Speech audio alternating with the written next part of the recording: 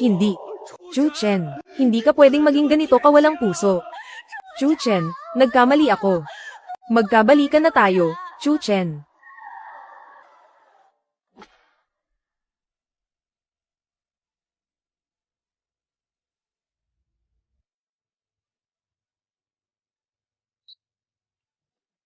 Dahil naihatid na ang order, wala na akong ibang gagawin dito. Aalis na ako. Sandali lang, Ginoo. Tumabi ka. Kailangan ko pang pumunta sa timog ng syudad para kunin ang susunod na urgent delivery. Kapag nalita ko, mababawasan ang sweldo ko. Ginoong Chu, hindi po kayo pwedeng umalis. Bagamat napilitang pumirma ng kasunduan sa pagsuko ang 3 banal mula sa labas. Pero sa kaibuturan ng mga barbarong iyon, hindi sila sanay magpasakop at may nagbabadyang panganib. Kung wala kayo sa pagdiriwang ngayong araw, ang tunay na Diyos na nagpabagsak sa kanila para mamuno, baka hindi ko kayang kontrolin ang sitwasyon ng mag-isa. Nakikiusap po ako, manatili kayo. Maging haligi kayo ng dakiyan.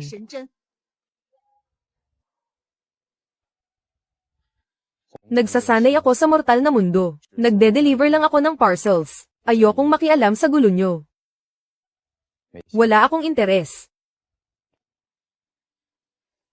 Ginoo, kung mananatili lang po kayo para mamuno, para sa express delivery order na ito, sisiguraduhin kong bibigyan ko kayo ng 5-star rating, plus 500 word na papuri na may kasamang pictures. 不反悔。 Ang Marshal Venerable ng Dakian ay may isang salita. Deal.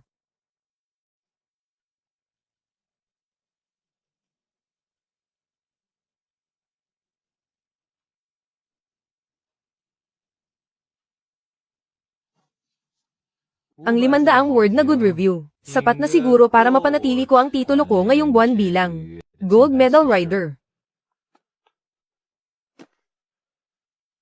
Ipinaalam ko po, Lord Marshal Venerable, para sa seremonya ng pagsuko, ang mga sugo na 3 banal ay nasa main entrance na ng hotel.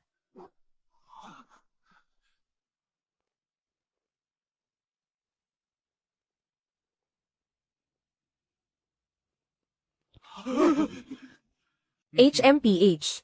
Dakian Long Marshal Venerable. Nandito kaming 3 magkakapatid para sa kasunduan.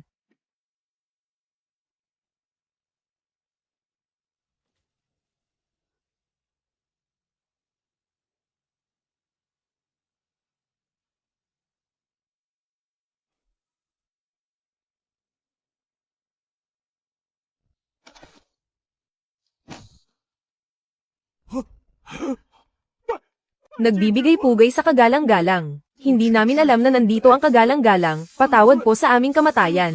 Sila ang 3 banal mula sa labas Lumuhad agad sila. Gaano ba katindi itong si Ginoong tagapagtanggol ng bayan? Mga tauhan, ilabas ang special red wine.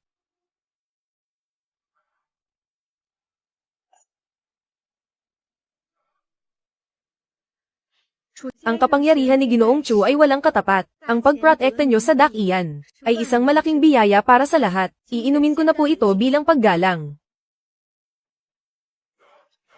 Inumin mo. Kapag ininom mo yan, magkakagulo sa Dakian. Chu Chen, sisirain ko ang buong pagkatao mo.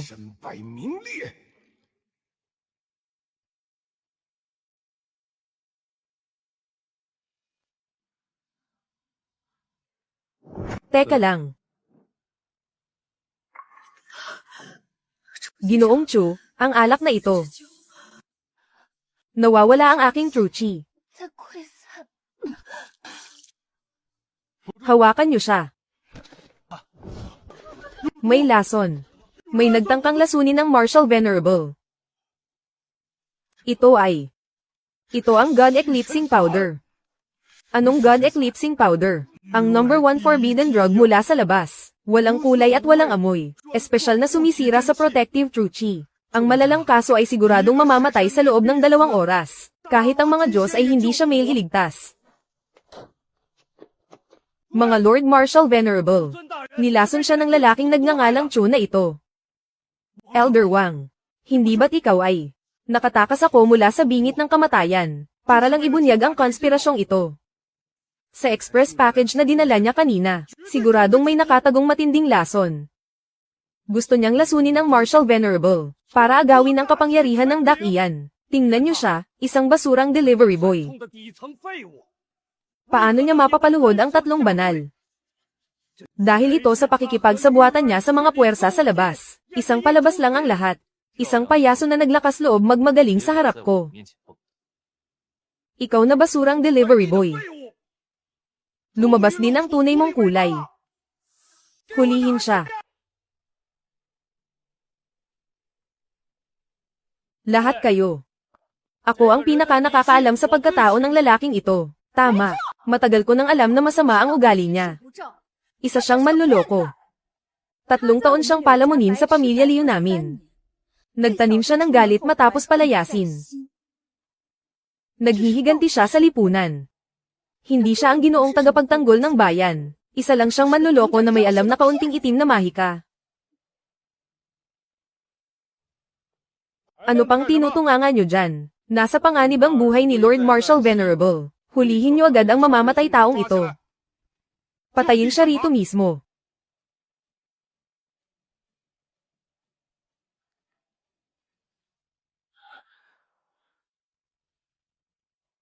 Hindi pa malinaw ang nangyari.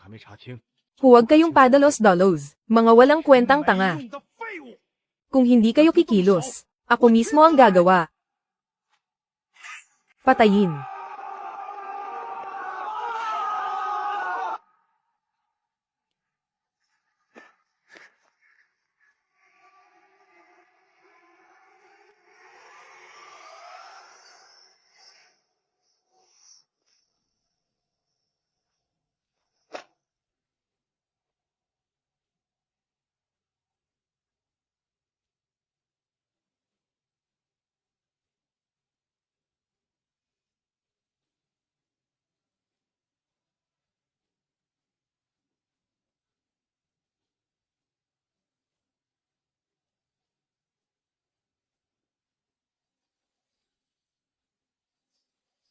Sinasabi mong ako ang naglason. Nasaan ang ebidensya mo?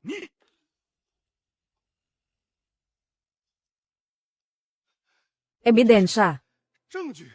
Ang alak na iyon ay ininom ni Wuzun. At ikaw ang huling nag-deliver. Ang taong lumapit sa kanya. Kung hindi ikaw, sino pa? Dahil lang dyan. Wang Xiaotian. Mas magaling pa akong gumawa ng kwento kaysa sayo. Mga walang hiyang nakilala ko sa pag-deliver. Nagtataka lang ako. Ang Shishen-san ay isang lihim na lason mula sa labas. Walang record ng lasong ito sa loob ng Dakian. Ikaw na isang katatanggol lang sa pwesto. Dating elder ng Wuming.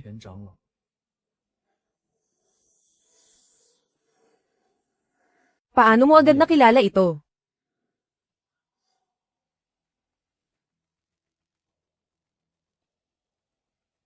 Oo nga. Kahit kami ay hindi pa narinig iyon. Paano niya nalaman ng ganoon kalinaw? Kahit ang pagkamatay sa loob ng 1 oras ay alam niya. Malamang alam na niya ito ng maaga.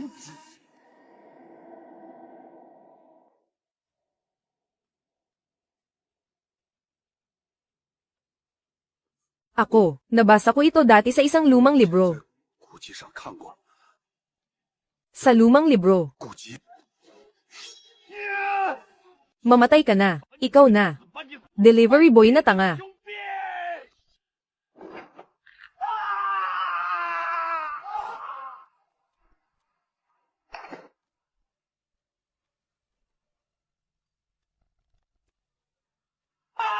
Oh.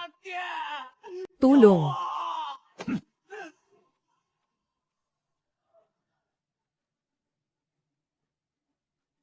Dahil ayaw mong magsalita. Sa anak mo na lang ako hahanap ng sagot.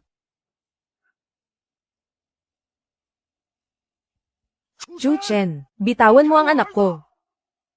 Subukan mong saktan kahit isang buhok niya. Sisiguraduhin kong mamatay ka ng walang libingan.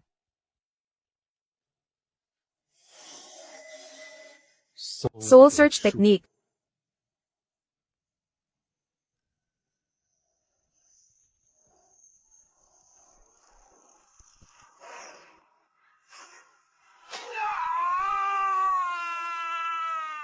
Sisubog na ang ulo ko.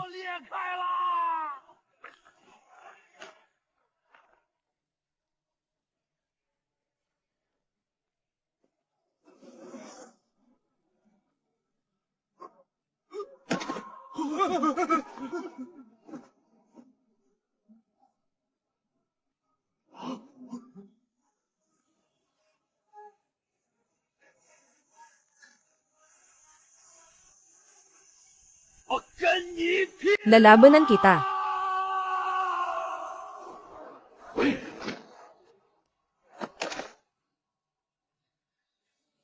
Kumikilos ang Supreme.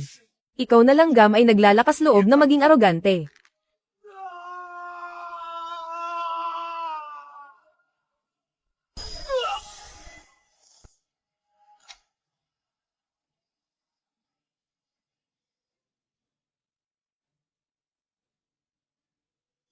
Memory extraction. Ipakita mo sa akin.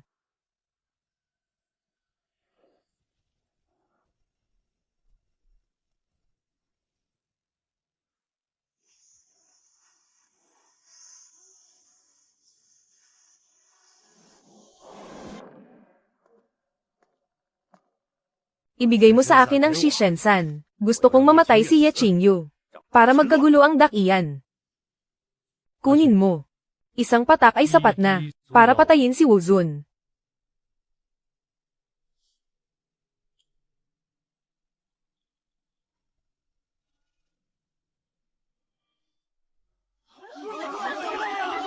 Wang Xiaotian. Nasisiraan ka na ng bait. Magnanakaw na sumisigaw ng magnanakaw. Tanga. Tapos na. Tapos na ang lahat. Lumabas na ang katotohanan. May huling habilin ka pa ba? Tapos na. Tapos na ang lahat. Lumabas na ang katotohanan. May huling habilin ka pa ba?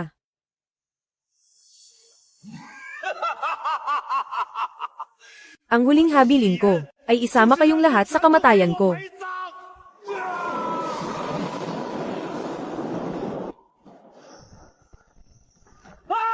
Magpapasabog siya ng sarili. Chu Chen, Ye Qingyu. Sumama kayo sa akin sa impyerno.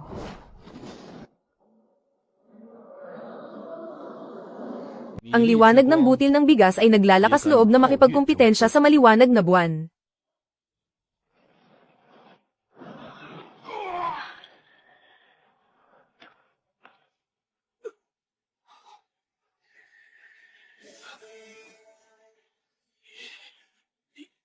Anong klaseng halimaw ka ba?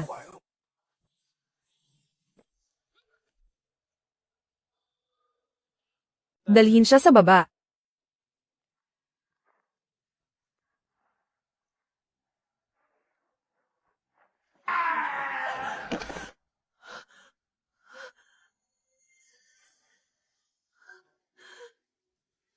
Ano ba ang ginawa kong mabuti? Nakipaghiwalay ako sa isang tunay na Diyos. Supreme God-killing umbrella. Masyadong matapang ang lason ng Shishensan. Pumasok na ito sa puso ni Wuzun. Walang lunas ang lasong ito sa mundo. Wala na kaming magagawa.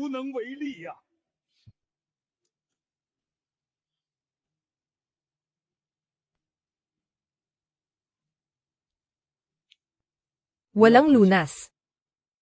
Iyon ay dahil masyado kayong mahina.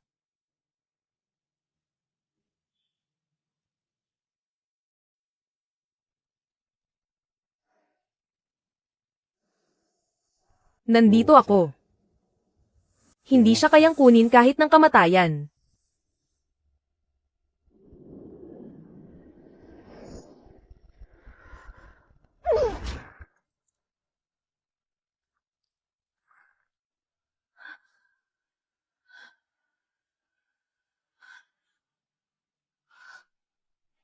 Buhay siya. Buhay ang kagalang-galang na Wuzun. Diyos ko. Iyon ang nakamamatay na God Eclipsing Powder. Nabuhay siyang muli gamit lang ang dalawang daliri. Anong klaseng makalangit na kapangyarihan ito? Oh. Gusto niyo akong mamatay. Hindi rin kayo mabubuhay.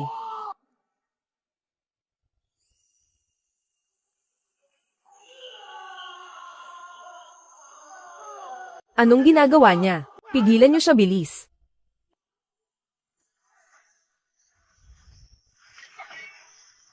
Oh, may mamamatay tao. Tumakbo kayo.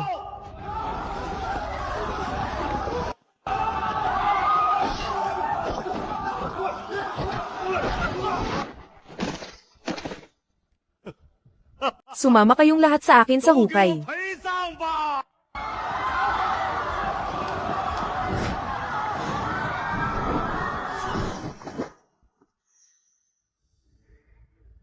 Mga mangmang at walang kwentang langgam. Mamatay kayong lahat.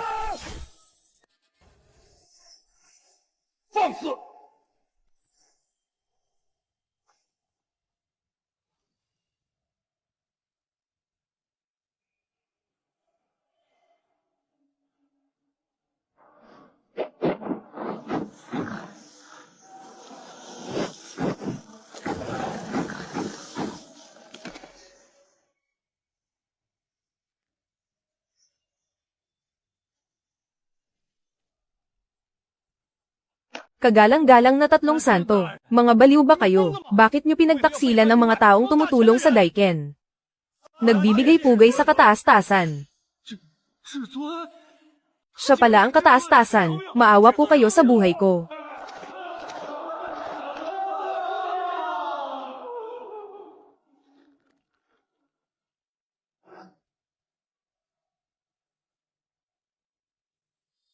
Kunin niyo ang munting ito. At tapusin niyo na sila ng sabay-sabay.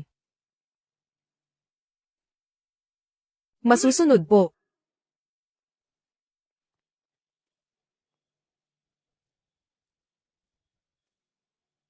Pakikipagsabuatan sa mga kalaban. Pagpaplano laban kay Wuzun. Mga kasalanang hindi mapapatawad. Tanggalin ang kanilang kapangyarihan. Gawing mga alipin. At huwag nang hayaang makabangon pa habang buhay.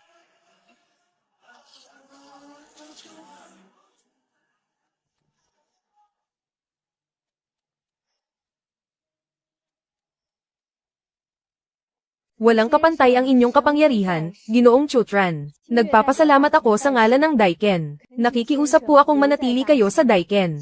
Ibibigay ko po sa inyo ang pinakamataas na parangal ng ating bayan. At kikilalanin kayo bilang guro ng imperyo ng Daiken.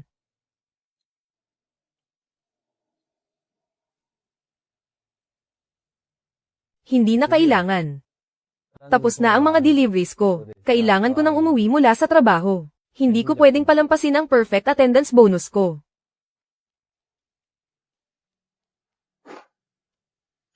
Chutran. Alam ko na talagang nagkamali ako.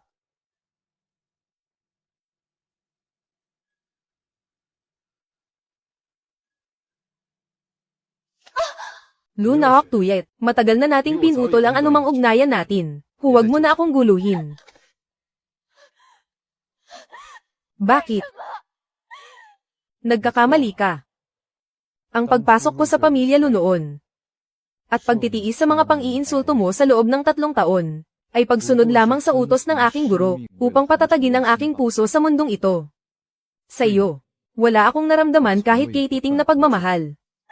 Patatagin ang puso. Isa lang pala akong malaking biro.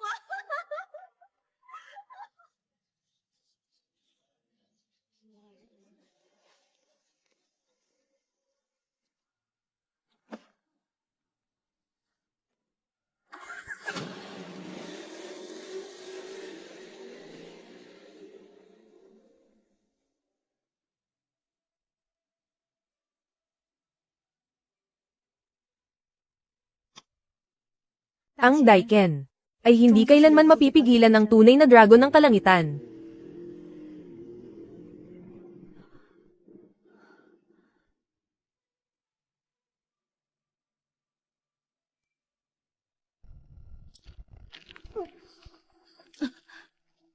Kagalang-galang na Wuzun, anong nangyayari sa inyo?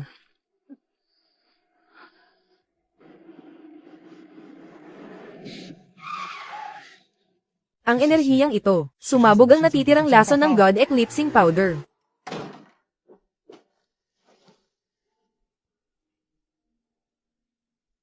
Tuluyan nang pumasok ang lason sa kanyang puso, kung mahuhuli pa tayo ng 1 minuto. Kahit ang mga Diyos ay hindi na siya mailigtas. Ginoong Chutran, kagalang-galang na Wuzun. Maayos naman siya kanina ah.